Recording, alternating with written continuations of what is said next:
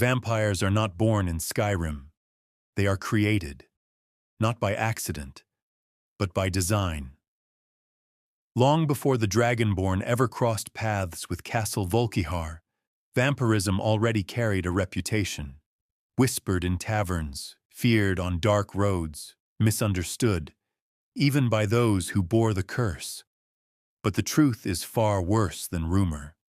Because vampirism in Tamriel is not a disease, it is a contract. And like all contracts written by Daedric princes, it was never meant to be fair.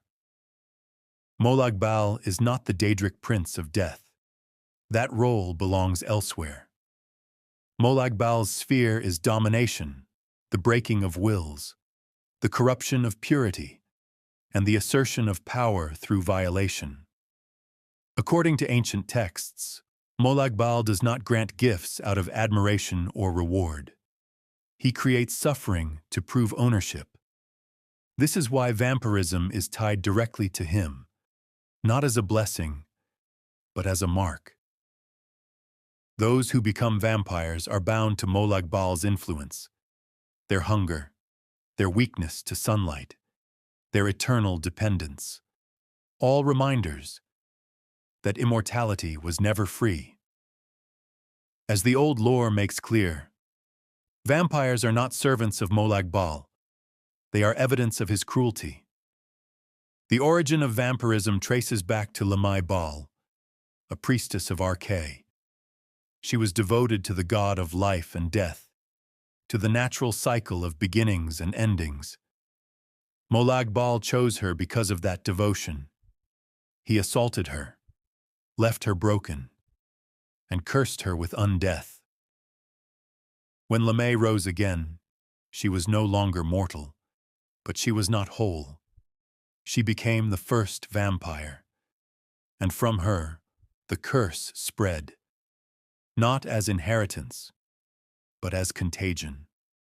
Every vampire that followed carried the echo of that violation. Vampires do not simply live forever.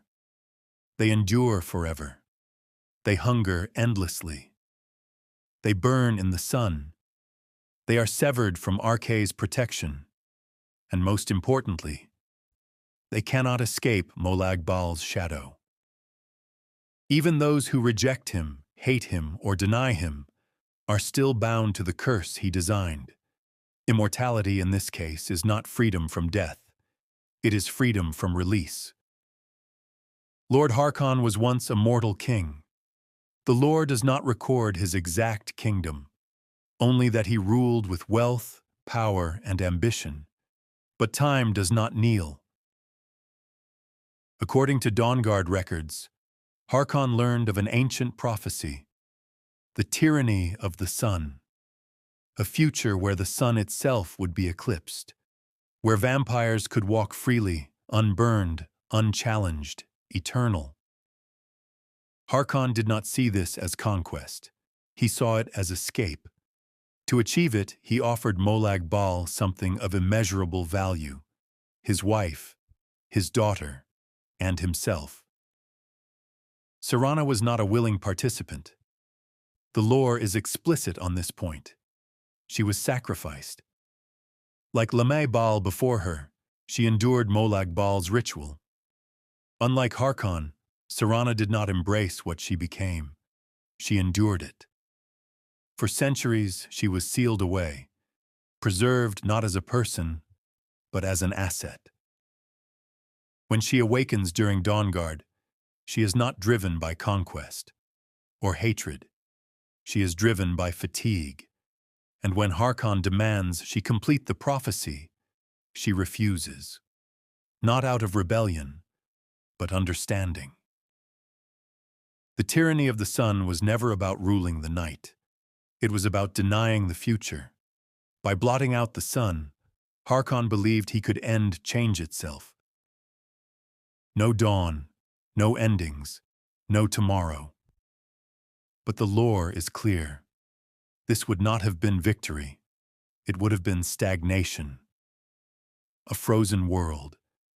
A reflection of Molag Bal's domain made real. When Harkon is finally confronted, he does not speak like a tyrant.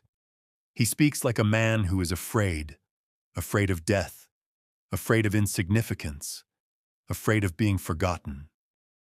In the end, Harkon is destroyed. Not because he was weak, but because he could not let go. Vampires in Skyrim are not monsters by nature. They are warnings. They show what happens when mortals try to escape the natural order. Serana survives because she chooses the world as it is. Harkon falls because he demands the world stop moving. And Molag Bal remains because fear will always create willing victims. Harkon chose eternity, Serana chose the world, and Molag Bal still waits for those afraid to let go. I'm the Scroll Scholar, and this is the lore they wanted buried.